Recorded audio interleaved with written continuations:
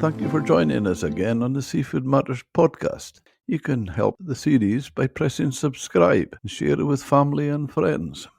Joining us today is Gavin Routledge, an osteopath at his clinic, Active X Backs in Edinburgh's West End. He is also the author of his recently released book, Pain Free and Confident. And before we start our chat, I would just like to say, from my point of view to our listeners, a discussion on golfing and lower back pain doesn't sound to have very much connection with fishing and the seafood industry. But to explain my reasoning, I invite Gavin along to chat is because the sheer number of people at sea and at shore that play golf at all levels has always fascinated me. So, hello, Gavin. Welcome to Seafood Matters. Thanks very much, Jim. Delighted to be here. Thank you for that. Before we get going, please tell us about your career and the path that brought you where you are today and what motivated you to write your book. So I became fascinated with how the body works as a boy, I suppose, when I had a number of rugby injuries, which stopped me playing for short periods. And I went to see an osteopath in Glasgow who always helped, and it made quite an impression on me. So I decided at that point to change tack from studying medicine to studying osteopathy. So I went straight to osteopathic school then in London when I was 18. Spent 4 years there, then went out and worked in New Zealand for a while, then came back to Scotland to start my own practice here in Edinburgh, and I've been here for 33 years now. This book, Pain Free and Confident Golf, is my third book. First book was way back in 1997, then another one in 2017, and they're all focused on lower back pain. As you said, Jim, this one is focused on golfers with lower back pain, but the principles and practices within the book apply whether you're a golfer or not, really. I mean, there's obviously some back-specific or golf-specific content, but the whole approach is consistent, and we use that within our clinic for people who are not golfers. I find that so interesting. Many fishers and seafood workers play golf as a release, but their working lives are punishing the body.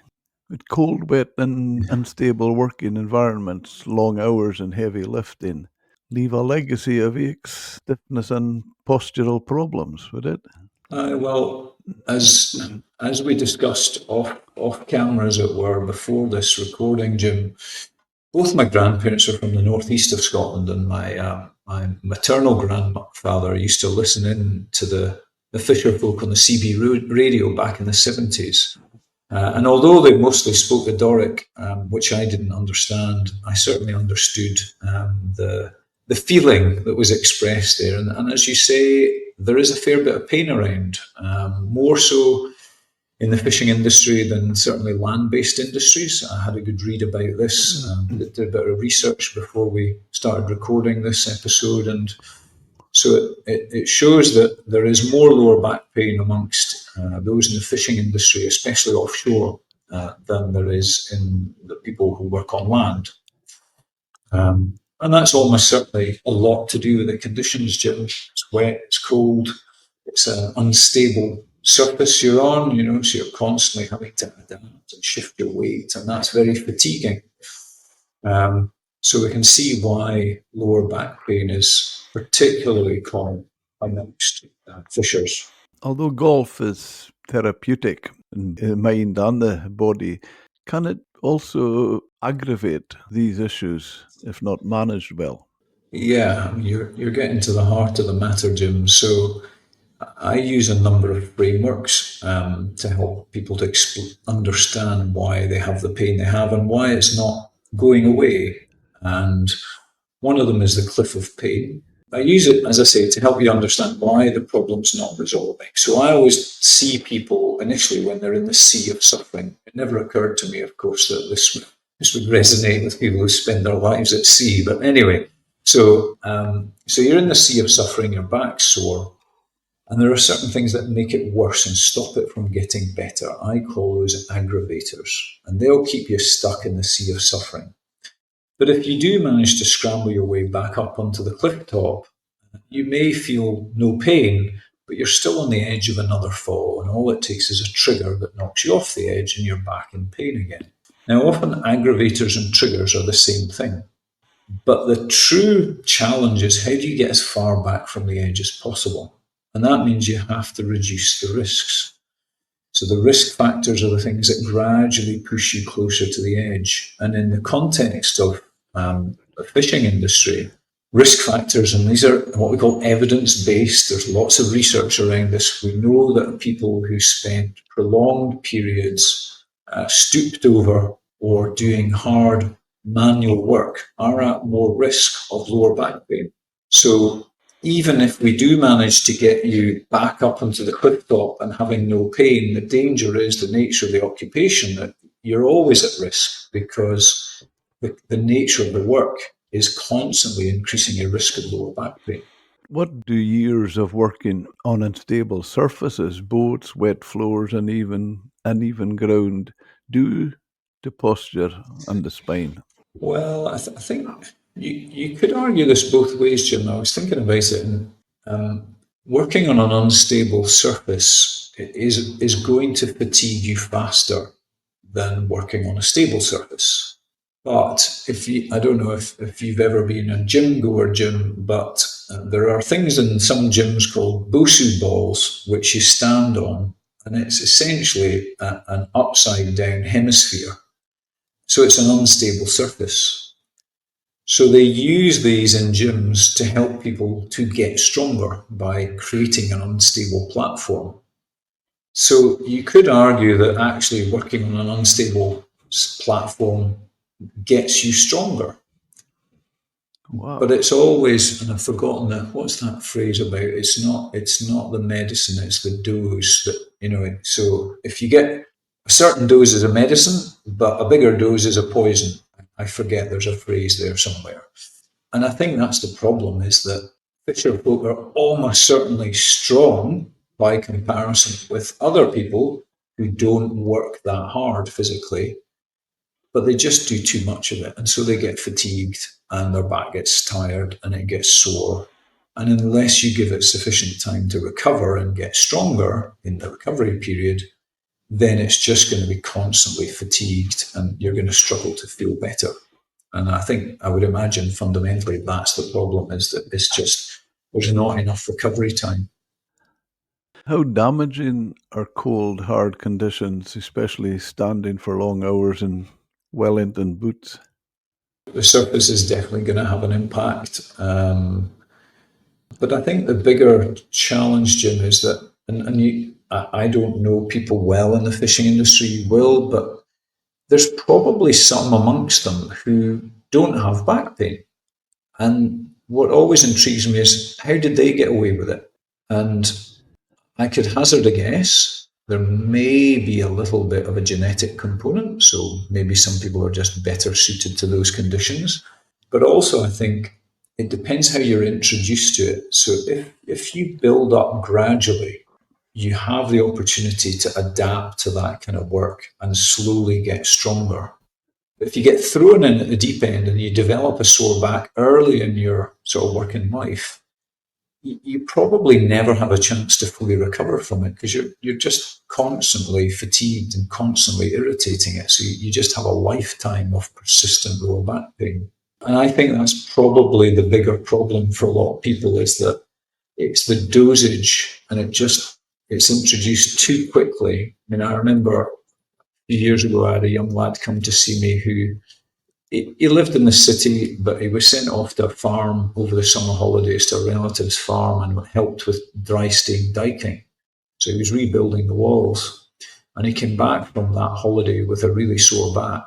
And, he was only 16, but the problem was he wasn't used to doing that kind of work. And so his back got sore. It was just overloaded. It was too much work too soon.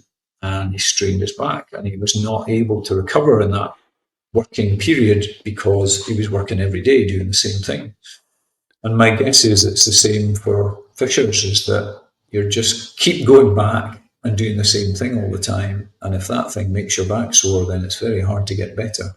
Yeah.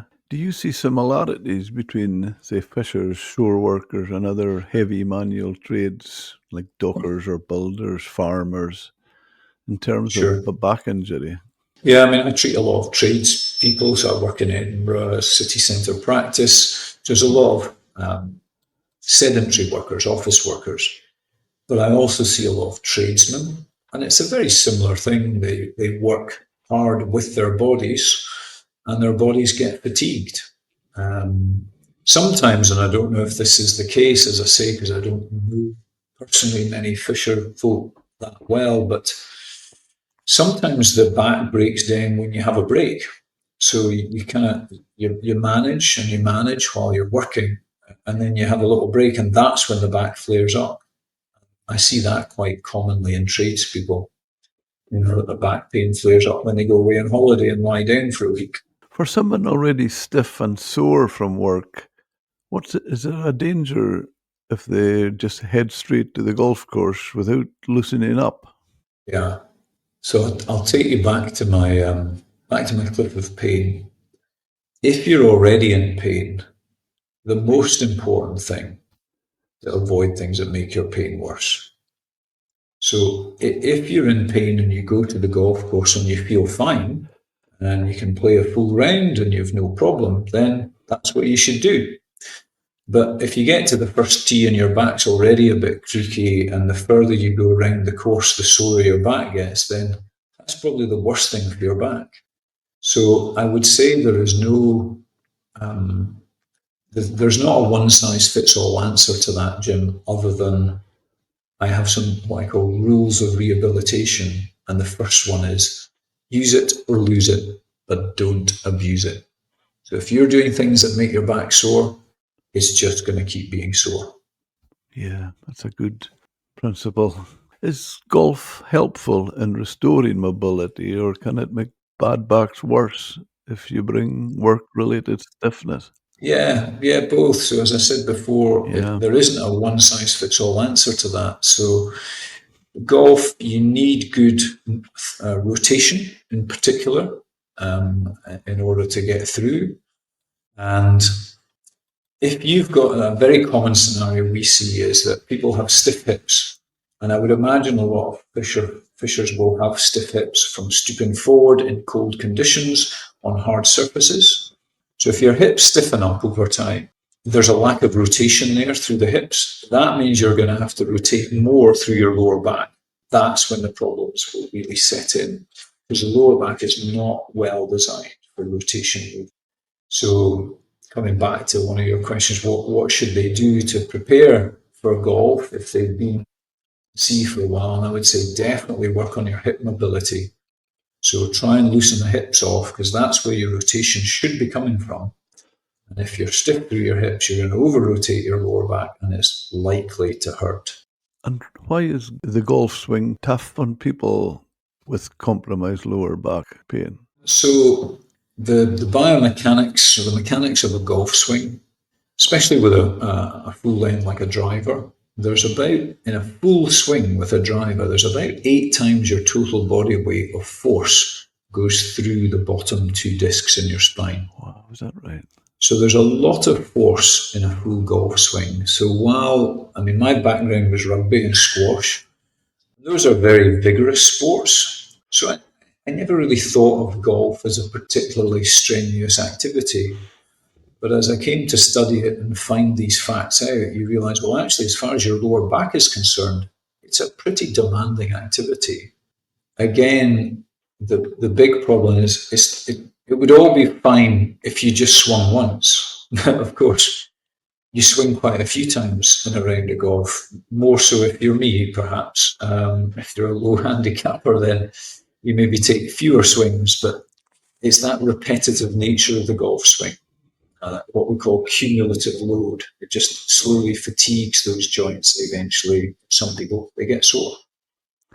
Am I right in thinking that people are better, or they get less, not better, maybe I'll rephrase that, less issues with back if when they're swinging a golf club, they use their whole body rather where a lot of people, and I'm guilty of it myself at times, as it's described, all hands and arms, and you're not turning your body. Is that something that... Yeah, so the question there is what's cause and what's effect. Generally, people who are swinging with shoulders and elbows and wrists is because they've got a stiff back, usually. And you can see this as golfers age. You know, my granddad played golf into his 90s, and he used to just what I call, fortunately, it was a links course, so he used to sclaff the ball, and it would just bump and run. So he could still get reasonable distance, but he didn't have the mobility in his body to be able to kind of get the ball off the ground fundamentally. So I think it's more common that people who swing all arms is probably because they've got a stiff back. Okay. Rather than the other way around. But yes, obviously, if we're talking mechanics of the golf swing and how we know that on the pro tour, the guys that win the most money are the ones who hit it the furthest, there's a direct correlation between distance and performance. So, of course, everybody wants to hit it further, and it's easier to do that, as Tiger Woods showed, the more mobility and strength you have. But as he also showed, if you keep doing that to extreme, your back's going to break down eventually, as his did. Yeah. Oh, I see. Do you feel that was with Tiger? Was that directly related to, the back trouble was directly related to his golf? Yeah, I remember I was at the Open at St Andrews in, what year was that? 2000 or 2004 or 88 or something. Anyway, it was about 10 yards from him as he teed off, and his ability to rotate was just phenomenal. And the speed of that club head was just astronomical. Yeah. But that comes at a price. And, every force is an equal and opposite force. So his lower back was absorbing a lot of that force. And yeah, unfortunately, he's paid the price over the years. So, That's really so is there an ideal swing to minimise the strain on your lower back? Yes, but it depends on your mechanics. So if you're someone who already has a stiff thoracic spine and stiff hips, then you have to swing from your arms, because otherwise you're going to over rotate through your lower back, and that's going to strain your back. So Yeah. the program. So I coach a lot of golfers with sore backs around the world, and I work directly with a swing coach. And we always do a swing analysis. We do a video swing analysis and look at how people swing, and give them wee drills to do and some suggestions around how they might modify their swing in order to reduce the load on their lower back, because generally that's why they've come to see us, is they've got a lower back problem. So we always tailor it to the individual. There isn't everybody should do this answer. What warning signs would you say people look out for before back pain becomes injury? Pain. But fundamentally, as soon as it starts to become sore, the physiological purpose of pain is a warning system. It's there to tell you to stop doing that thing, otherwise the pain could get worse. One of the interesting things with pain is that you can get pain without tissue damage. It is genuinely a warning system. Now, obviously, if you do damage the tissue, whether you pull a ligament or a muscle or prolapse a disc or whatever, you're probably going to get more pain signals from the tissue. But you can still get pain without actually having done damage. So the first thing I would always say is, if it hurts, back off, wait until it doesn't hurt before slowly reintroducing that activity. That's good advice. What are the 3 best daily habits, would you say, someone can adopt to protect their lower back? Well, again, Jim, I'm going to be slightly evasive and say it depends on the person and what they want to be able to do with their back. So rather than 3 habits, I would revert back to my 3 rules of rehabilitation. Now, I know you said prevent, but I'm going to assume everybody's at risk of lower back pain. And in fact, the study I found, which was from Denmark, was that 80% of fishermen have a sore back in any given year. So that's what we call the annual prevalence. So 80% of fishermen have a sore back in any given year. And it said 56% have had more than 30 days of back pain in the last year. Now, that is higher than non-fishing industry people. So the what we call the annual prevalence in the general population is about 56%. So that's 80% versus 56%. So I've forgotten the question now, Jim.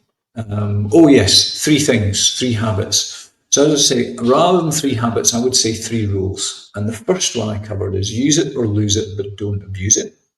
Don't do things that make it worse, but otherwise stay active. The second one is start low and build slow.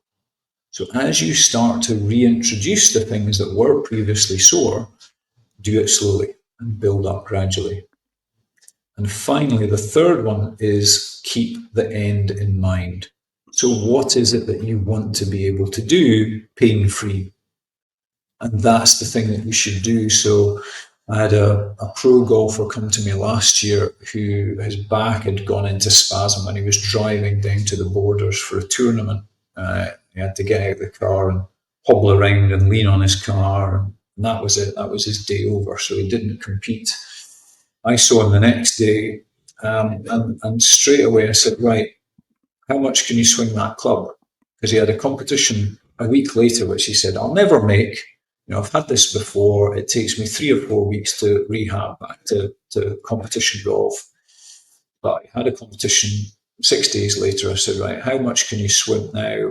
And he said, oh, no, I can't swing. I said, well, just get in the position, get a 6-iron, and just chip. Can you do that? He said, well, so he got his 6-iron out and he did that. And he could just do that. He couldn't do like a third of a swing or a half a swing, but he could just swing a little bit. Mm-hmm. So it's really important to, as early as possible, keep doing the thing that you want to be able to do long term. Because if you avoid it for too long, you'll be deconditioned and you'll find it really hard to get back to. So keep the end in mind is the third rule. That's really interesting. And the way you talk there, Gavin, and I think we probably don't understand it all. We, as in just everyday people, going about their lives, and we probably take our body for granted. But the message you get loud and clear there, it's not a one fits all. It's not just you have a lower back pain and it's all the same. We all have the same thing. It's from what you say there, it's different for each person.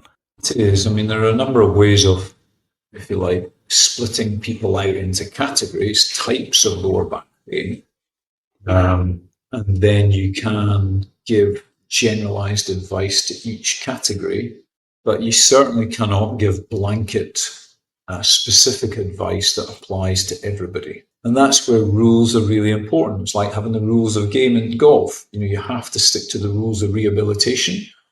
So those are, solid touch points that will always work for you. But the actual specifics of what should each individual be doing is much more nuanced. Because I often get patients who, they'll email me and say, I tried this, should I be doing this, and so on. And I always refer back to the rules and say, does it hurt when you do it? No. Yeah. Does it hurt afterwards? No. Okay, carry on.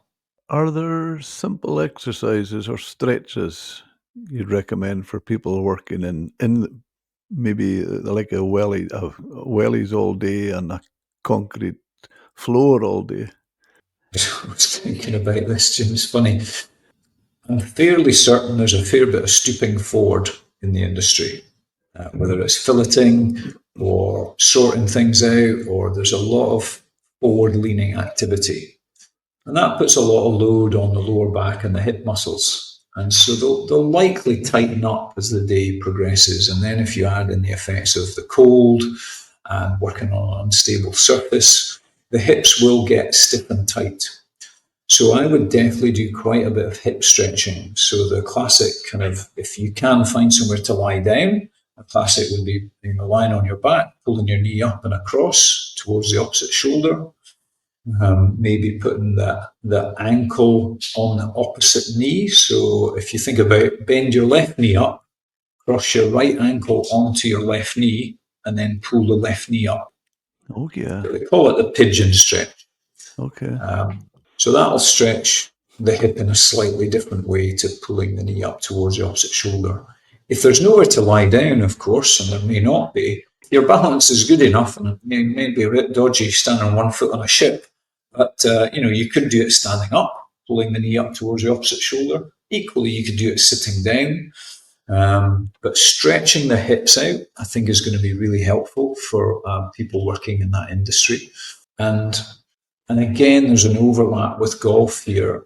I'd say that, and this is a clinical observation over decades of practice, is that people with lower back pain probably spend more time than is helpful stretching their backs. And the reason I say that is that many backs are overloaded. And what happens when your back gets overloaded? It's overworked, and therefore it's irritable. And if you put a lot of movement through an irritable back, you'll make it more irritable. Usually, what backs need is, and especially in golf, is they need stabilizing.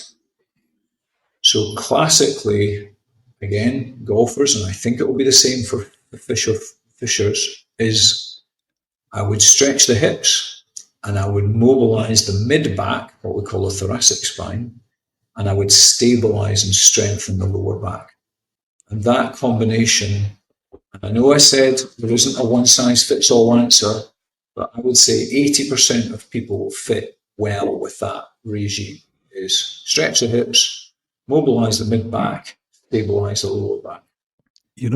It's funny when you say that about leaning over. I was just thinking, I had an issue a few years back. I had a seafood restaurant up in Scrabster. Now I was getting my own fish direct from fish market and fishing boats, and I was cutting them myself, and I was looking after the kitchen, and my wife looked after the front of the house, and I had issues with my back, and I went along to a woman up here, and as she went through all I was doing, she she says to me, "Look," she says, "you're in the same position.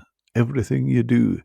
I'm standing at a bench, stooped over, filleting the fish, and then as I'm into service, I'm in the exact same position, either over a cooker or over the pass, plating up. I was in the same position all day, and that was on a concrete floor as well." Yeah. So there's a exercise or a routine I very commonly recommend for people. So if you're stooped over, and this is particularly the case with taller people, because typically I'm just under 5'10", so everything is designed for people my height.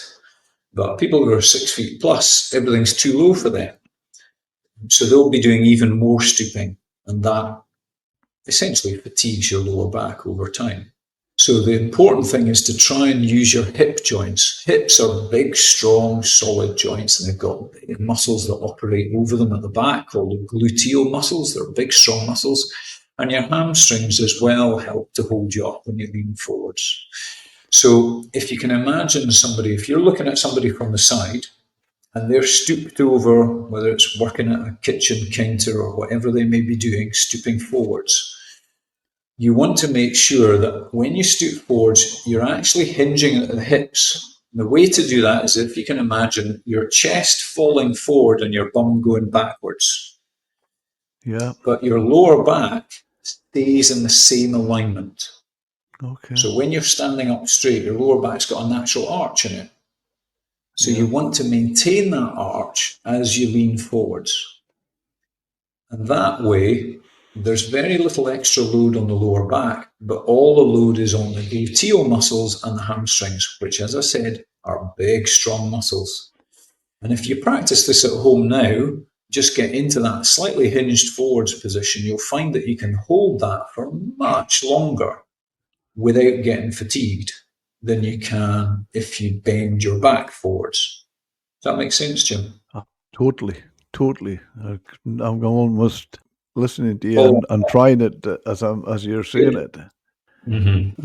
That one tip, if you like, or practice, I think has saved many a back. Because 80% of the back, well, 79% of 1,000 backs that we've seen in our clinic. So we do an audit every 5 years. So we had over 1,000 people in this audit who had persistent lower back pain. 79% of them are what we call flexion intolerant. Now, flexion is bending forwards. If you can picture just the lower back, if that lower back bends forward, so it curls forwards, 79% of people are worse when they do that. Their pain is worse. And what activities commonly involve flexion in the lower back? Stooping forwards, sitting. Sitting, very commonly, people's lower backs will flex when they sit, especially in a car, because in a car, your bum's lower than your knees, and that essentially causes your lower back to bend forwards. So if you know that your pain is worse when you bend forwards or when you sit, or it's worse when you get up from sitting, you are what I call flexion intolerant. And if you're flexion intolerant, you need to do hip hinging so that you're minimizing flexion in the lower back and you're just relying on your hips to do the movement. And this should come really easily for golfers, because golfers, if you think about the golf stance, it's a hip hinge. Yeah. You're straight forwards at the hips with your lower back held in what we call neutral. My goodness, that's really interesting hearing that. Going on, what do you see as the importance of wearing good quality shoes with adequate support during work and even play, and sleeping in a Yeah. good mattress for spinal health? Yeah. Let's do mattresses first. So the mattress becomes more important the older you are. So last year, the kids wanted. I've got young kids again. Say again, I've got some older kids too. So I'm twice round the track. So I've got these young kids, and they wanted to go camping in the back garden. So of course my wife's not up for that. So I get the short straw. So I've got to go out and sleep the night in the tent in the back garden. And I said, it'll be fine. I'll just sleep in a sleeping bag on the ground sheet. It'll be fine. Couldn't get to sleep. I was so uncomfortable because the ground's too hard. They were asleep within minutes because their bodies are so adaptable and pliable. They could sleep anywhere on anything. Wow, But the older you get, the more your body, not just your back, but your body is just less resilient. So the mattress becomes more important as you get older. And if you think about it in an extreme case, people who are bedbound, somebody has to come in and turn them. They need a particular surgical type mattress to relieve pressure so that they're less likely to get bed sores. Young people, if they're bedbound for 2 weeks, they won't get bed sores. They'll be fine because they've got excellent circulation. They're healthy. Yeah. Sorry, this is a long answer to your question, Jim. Oh, But it's bear an with me. interesting one. So, Please carry on. so Don't in apologize. terms, okay, so in terms of specifics on the mattress, the advice I would give is the mattress is there to adapt to your curves. So if you're very curvy, and typically women are more curvy than men, the exception is men with wide shoulders and narrow waists. So there's a big delta. There's a big difference between the width of their shoulders and the width of their waist. But the more curvy you are, and the bigger the difference between your different bits of you, shoulders, waist, and hips, the softer the mattress is going to have to be, because it needs to be soft enough that your wider bits can sink in, so that your waist is supported. That if you're like many men, straight, you're just straight up and down, and you've not got any real difference between waist and hips, then you probably need a harder mattress. Okay. Does that make sense? Yeah, absolutely. Really. So if you're in a position where you share a mattress, that gets difficult. My advice there is, if your sleeping partner needs a different firmness of mattress to you, is make sure you're the one who buys the mattress. Now, on the mattress, when you mentioned there about as we get older and the children were sleeping sound on the ground, is that Yeah. is that because the body's getting older, or is it we've been too used to we've been longer sleeping in maybe a more comfortable mattress? Partly, that's a fair observation, Jim, and that's true across the board. I would say that if you're conditioned to something, you're probably fine. So I am used to sleeping on a mattress, obviously. So without a mattress, my body struggles to adapt to a hard surface. So there is an element of conditioning, but there's also an element of age. So my kids are used to sleeping on a mattress that's softer than the one I tend to sleep on, but they're so young and adaptable and flexible and fit and everything that they could lie on any surface and they'd be fine. Yeah. That's really fascinating. Can minor changes in how someone carries, just like a fish box or in any working environment, or bends at work, they make a big difference in long term spinal health? Absolutely. I would say that if you have optimal mechanics, you're just going to last a lot longer than if you've got suboptimal mechanics. So a classic one in everyday life is, well, it's usually still more often women who carry babies on their hips than it is men. But if you always carry a baby on one hip, you're always loading your body in the same way. It's more likely to get fatigued over time and worn out than if you alternate which hip you carry that child on. And I would imagine that same principle applies in every industry, especially if there's a one sided carry. You know, if you're carrying on one shoulder or on one hip, you're going to wear that side out faster than if you alternate. Sorry, I jumped on there. What's your thoughts on good shoes with adequate support? To come back to that one, Jim. So, shoes, again, my answer would be it depends what you're used to. So, for instance, as I'm standing here talking to you, I like to stand a lot. I wear what are known as minimalist shoes, so there's very little support. And I've been wearing those for 14 years. So I'm conditioned to having very little support in my feet. But I work in an office environment, it's a nice warm floor, it's a nice warm room, and so on. And I move around quite a lot. But my movement isn't terribly strenuous. If you're having to stand on a cold, wet surface and the whole surface is sort of lurching from side to side, obviously it's going to be important that you have a good grip. But it's also going to help if you're insulated from the cold a bit. And again, I don't have to stand still and move a lot. But if you have to stand still, your arches are going to fatigue over time. So you maybe benefit from more support from your shoes, or you maybe need more support from your shoes than someone who is able to move around almost at will. So yes, I would say having good supportive footwear that's going to isolate you from the cold is likely to be a really sensible long-term move. Would there be a comparison on this one? Because both myself and my wife, as I said earlier, we had a seafood restaurant, ran it for 20 years. Now, it was an old, historic, listed building, a wonderful old building, but it was flagstone floors and obviously concrete in the kitchen. Now, I was looking after the kitchen. My wife, Mary, was looking after the front of the house. And obviously, out front with the customers, she was wearing dress shoes with no support. And I'm in the kitchen with trainers with shock absorption.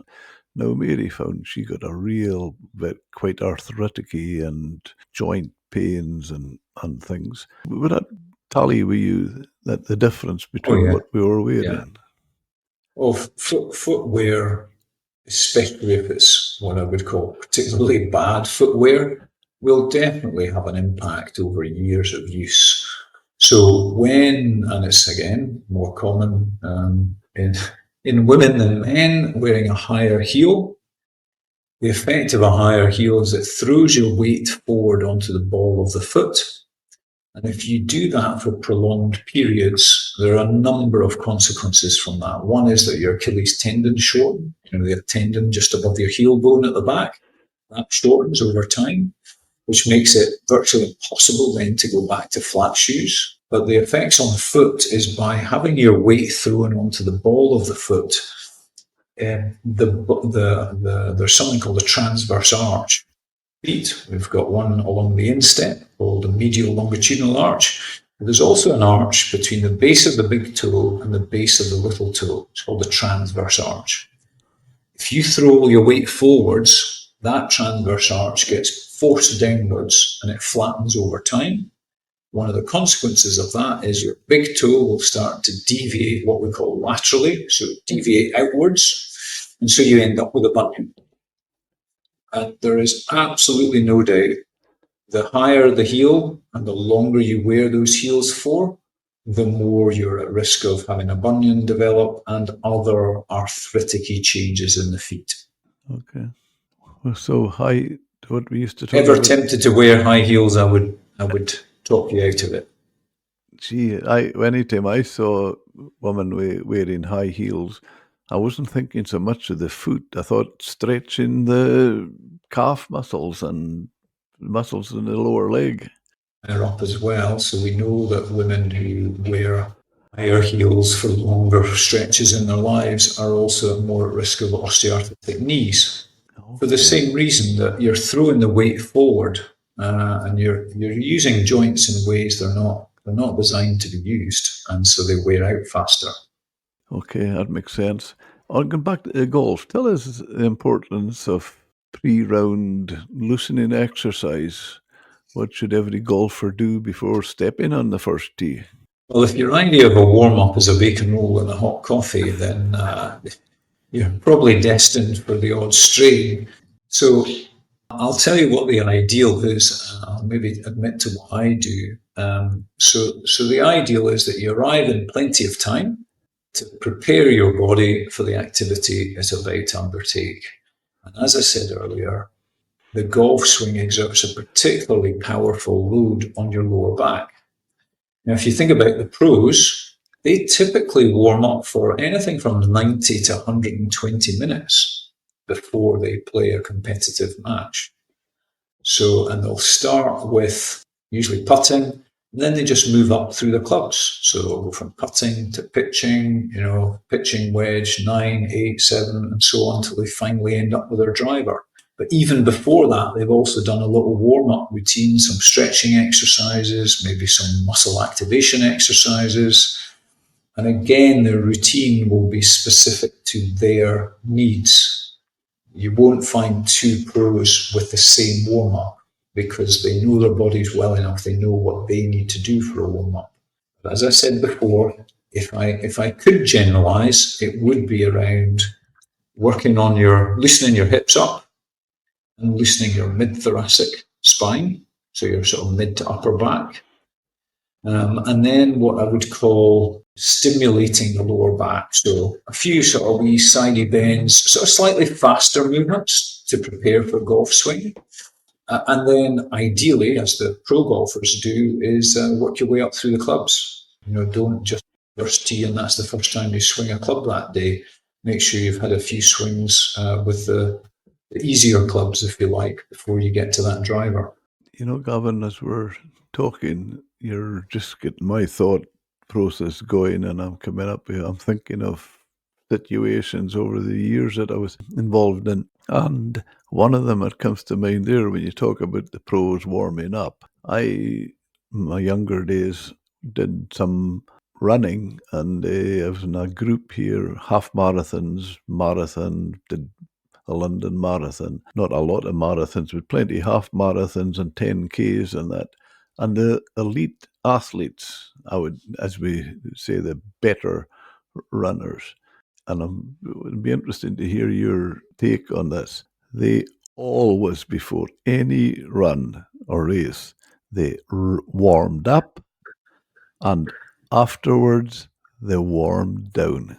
Before they Yeah. went into a shower, got their Mhm. clothes changed, they would warm up before the race, they would warm down when they were finished. Yeah, I mean that's probably true in all professional sports now, I would think. Depends on the sport, but certainly any sport that involves a lot of rushing around or running, cycling hard, they will definitely be warming up and warming down. And depending on the sport, in some sports the evidence is that the warm down is more important in terms of injury prevention because you're returning the body back to a state where it can recover from the activity. And if you don't do that warm down, often the body it doesn't optimally recover. And so next time you go back to do that sport, it hasn't fully recovered and therefore you're more likely to injure it. Certainly from a golf perspective, Jim, I would say a lot of golfers I meet, not all of them, but many of them, they're okay while they're playing. And then they'll go and sit in a clubhouse after and have a meal and a couple of drinks with their pals. And then they can't get out of the chair afterwards. As I said earlier, because their back's sore. And as I said earlier, if you're in pain when you get up from sitting, you've got what I call flexion intolerant lower back pain. Could be sciatica if you've got pain down a leg that's related and so on. But let's stick to lower back pains. So I always say to them, well, how would it be if instead of going straight into the clubhouse and sitting down for 2 hours, you did just a wee warm down, bit of a stretch, bit of arching this way, arching that way, just easing everything off before you then go and sit down with your pals. And by the way, ideally don't sit for a solid 2 hours. Maybe sit for half an hour, excuse yourself, go to the toilet, come back, move your hips around a wee bit while you're away in the toilet, then sit back down. Because the problem there is it's the duration of the sitting on top of the golf. So it's this cumulative loading problem.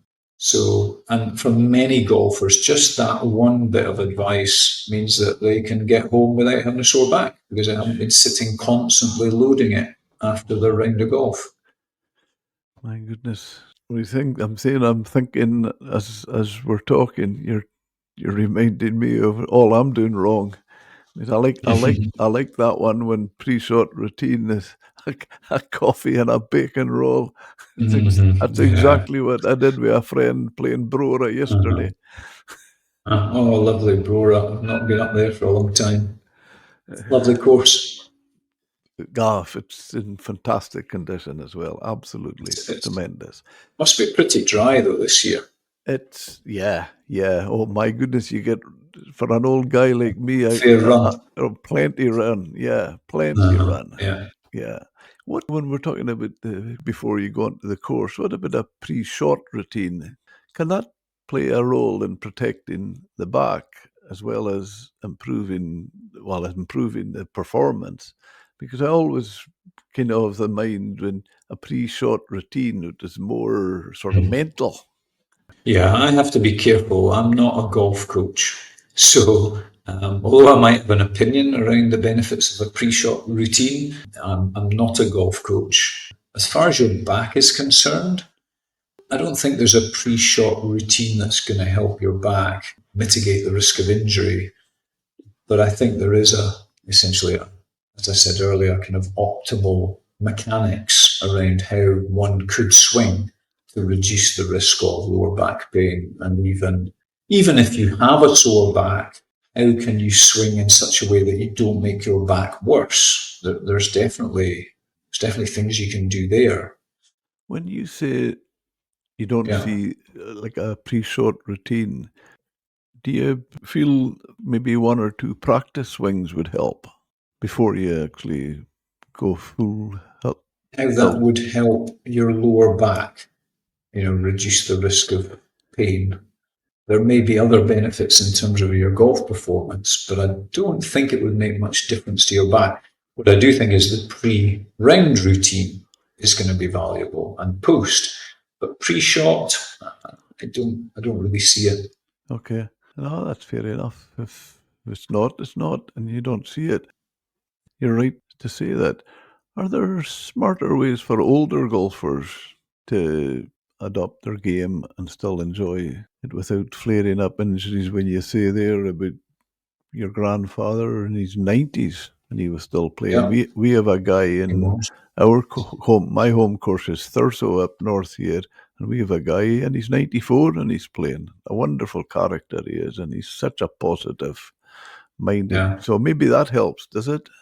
Positive minded Yeah, or just keeping playing? positive minded as Yeah, well. I'm sure. Yeah, we know that when it comes to lower back pain, having a positive expectation makes it more likely you'll recover than if you have a negative expectation. So if you're what we call a catastrophizer, then you're more likely to develop persistent pain. Now, of course, this is one variable. It's not the only factor, but certainly we know that people who have a negative outlook tend to have more persistent lower back pain than people who have a positive outlook. I think there was another thread or another part to that question, Jim, but I've forgotten it. Okay. No, it was just about age. Is there, Yeah, I mean, age should not be a barrier. I think one of the big problems, and it's not peculiar to Scotland, but it's quite common in Scotland. I would say is this. Oh, I'm just able. There's an expectation almost that as you get older, you should do less. Whereas I would take the complete opposite view that as you get older, you should keep pushing. It okay. gets harder, but as soon as you stop, that's it. The first nail's in the coffin. So back to my first rule of rehab: use it or lose it, but don't abuse it. So don't do things that make it sore. But otherwise, if you don't keep playing golf, you'll find it very hard to play golf next season. And so, one comment I would definitely make here, Jim, is that for older golfers, they can less afford a winter layoff than a younger golfer. Because Okay. as you age, you lose capacity much more rapidly than when you're younger. And very commonly in Scotland, people don't play over the winter and then they pick their clubs up in April and wonder why they're struggling to play 9, never mind 18. And it's because over the winter they've lost capacity. So I'm 76, so I could start saying to people, "Oh, I've got to play golf for health reasons." Yes. Yes, absolutely. And I think the RNA have a health initiative, Golf and Health, and they actually in St Andrews they were able to prescribe golf to non-golfers on the NHS. This was the initiative because golf is so good for health for a number. One, Oh, it's the walk, so you're walking quite a distance. That's good for you. It's outdoors and it's with people, so it's social. yeah. So golf is tremendously good for your health and well-being. And I would say, like your friend, 94-year-old, my grandfather played to 94. And I'm sure that was a lot of what kept him going was that he was, we used to say, "Where's Harry?" And the answer was always, "Oh, he'll be down at the course." That's He was brilliant. always nipping off for a few holes of golf. You've So almost yes, taken you've don't almost stop. taken the next point I was going to ask you. Can a golf actually be a long-term rehabilitation tool if approached the right way? Yeah, and more than rehabilitation, I would say it's just so good for your general health that just don't stop. And I have seen this, of course, with the nature of the work I do. I see a lot of people who are in pain and they've been in pain for months, years, and they've had to stop golfing in some cases. And Yeah, my number one goal is to get them back on the golf course, right. even if initially it's to go round in a buggy with their pals when their pals are playing, because then they've got the social connection. Or maybe the first step is just to meet for the coffee after the round, Yeah. then go round in a buggy, then have someone else in the buggy with you so that you can walk 2 holes. And it's just gradually to rehabilitate them back to playing golf because golf is so good for your general health. It's just reminded me of yesterday, as I said, when I was in Brora, a friend of mine, Stephen, and we're just standing in the ninth tee, looking out to sea and just breathing in the sea air and just saying, what's better than this? Mm-hmm. Yeah, no, it's a tremendous pastime. Yeah, I would dearly love to play golf more often than I do. I'm just too busy working a lot of the time.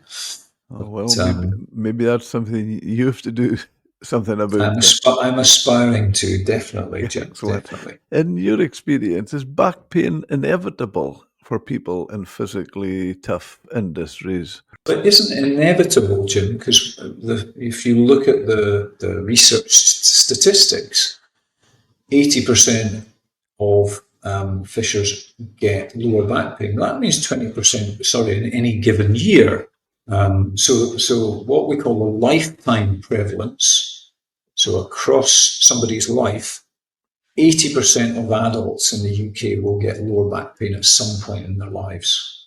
I'm not sure, I don't have a figure specifically for people in the seafaring industries. It's probably slightly higher. But that still means 20% of the general population never get lower back pain. And so that's interesting. Why is that? And I could hazard a guess. Luck comes into it. As I said to you earlier, if you get overloaded early in life, and that could be like my young lad dry steam diking, it could be going offshore early in life and doing a full. I don't know how long they go off for, but maybe they do a full week. It's too much. You need to build it up slowly. Yeah. So if you develop a problem early in life, unless somebody really helps you to shake that problem, you could have it for life, on and off. Gavin, when you're talking earlier about weight bearing on the hips and things like that, it's just making me think now that we're at here. I'll maybe describe it by what I do myself. Now, a lot of obviously golfers my age in the senior competitions, they'll have their golf trolleys with the battery operated. I refuse to get that because I feel it's a little bit more exercise for me if I've got a push pull trolley. And I'm just wondering now, would you say could be bad for us or even more exercise if we carried our golf bag? I think so long as you stick to my three rules, Yeah. there's another maxim that I live by and I promote to everyone else, which is that in nature, nothing stands still. It's either growing or dying. So keep trying to get stronger as you age. Because if you don't, you're probably getting weaker. It's a sideways way of answering your question, Jim. So, yes, in an ideal world, I would carry my clubs, but I'd still stick to my other three rules. So, if you've already got a back that's overloaded and often sore, carrying your clubs is probably a bad idea. And maybe even pushing or pulling them is a bad idea. Maybe you need to be using a battery. But if you are fundamentally okay, keep trying to get stronger. Yeah. I mean, there's a principle there called hormesis. It's a physiological principle that, roughly translated, means what doesn't kill you makes you stronger. So by stressing the body, it responds and gets stronger. However, if you overload the body, overstress it, particularly if that stress is prolonged, it will get fatigued and it will weaken. So I give you a good example of that is cold exposure. I've no idea what people in the offshore industries make of this interest in people going for cold plunges. But it's very popular now. A lot of sports use cold plunges for recovery. After rugby matches, football matches, they all jump in the ice bath. That's a real stress to your physiology. It makes your heart hammer away, but it helps you heal faster. Does it really? Yeah, because it stimulates certain physiological processes that are essential to tissue healing and recovery. But if you were to stay in that cold environment for 5 minutes longer, it will damage tissue. Okay. So I did a little bit of, for years I used to take cold showers in the morning, and then I decided to try cold baths. And the first time I did it, I got in and I thought, oh, this isn't too bad. And so I stayed in for about 20, 25 minutes. And it was okay when I came out, but within about 5 minutes of coming out, my fingertips and my soles of my feet were tingling. And I also started shivering because I'd stayed in too long. Now, it didn't really do any damage, but it's that again. I must get this phrase right. It's not the medicine; it's the dosage that's the problem. A little bit is a good thing. Too much, bad thing. Yeah. That's fantastic. And it needs to be tailored to the individual gym. So Yeah. your capacity, because you're used to pushing or pulling your clubs, is going to be greater than the capacity of someone who has a battery. So I would not advocate for someone who's used to using a battery to try carrying their clubs Yeah. because it's too big a step. But I hope you're telling me on the other way around, I shouldn't stop push pulling as long as No, definitely it's not not. hurting me. Absolutely. Yeah. Yeah. Keep going. Yeah. Do workers, just general workers, fishers or shore workers, do you think underestimate how their jobs wear them down physically until it's too late? I think we all do, whether it's our jobs or other aspects of our lives. But I would say it's never too late until it's too late. Yeah. So if you think that something may be taking its toll on you, then change it. Do something differently, mix it up. Because what you don't want to do is to get to 85 and start to really suffer. Because it's really hard to turn things back when you're that old. Whereas if you get a wee sense of it when you're 75, you've probably still got capacity to recover, turn things around. So the earlier in life you recognise, and I'm a little bit wiser than I was in my 30s. Not a lot, but a little bit. If I injure myself now, I'm a little bit more sensible than I used to be. And because if I'm not, it takes me so much longer to recover than it used to. So I think pain is a good teacher. Yeah. If you've had enough pain, you realise, well, actually, I don't want to go through that again, and therefore I'll be a bit more sensible next time. I thought it was very good earlier the way you described pain. I can't remember just the exact word, but I certainly know the principle. You reckon it's clever to see It's that it's a warning sign. Yeah, it's a physiological protective mechanism. If you put your hand on the hot plate, you could seriously damage it if it weren't for pain. But because you get instant pain from that hot plate, you pull your hand away, possibly before you even damage it. Yeah. So pain is there to warn you not to do that thing. And one of the big problems we have in our society is people just push through. They just think, well, pain's part of life. I just have to put up with it. But the danger is that pain then will escalate over time. Not always, but in many people, if you keep trying to push through pain, it will just get worse and worse until it becomes a bedfellow. If you had just a message, just let's say a fisherman out in his boat, a fish fillet or standing at his bench, or a merchant standing in the fish market cold, people like that. If you had one message telling them about how to protect their backs, what would it be? I knew you were going to ask me that, Jim, but I find that really hard to condense to one message. So I'd have to pick one of a collection of advice. So if I had to pick one, it would be Sorry, my first sorry, I'm one. going to stop you, Gavin, and that's not fair big for what you've said. What would be your advice? Never mind the one message. What would be your advice? Well, the advice is definitely to stick to the three rules of rehab. This: use it or lose it, but don't abuse it. Yeah, Start low and build slow, and keep the end in mind. And I suppose if we go back to childhood, some of those old sayings, they're old sayings for a reason, everything in moderation. If you do things in moderation, you're probably going to tolerate them. If you do them to excess, by definition, something is going to start hurting. Gavin, where can people follow you online? Online, we're very, as you said in your introduction, we're very focused on helping golfers. So we have a website which is golf.painfreeandconfident.com, and that's a good place to start. You'll also see, if you go to that website, we have something called a scorecard.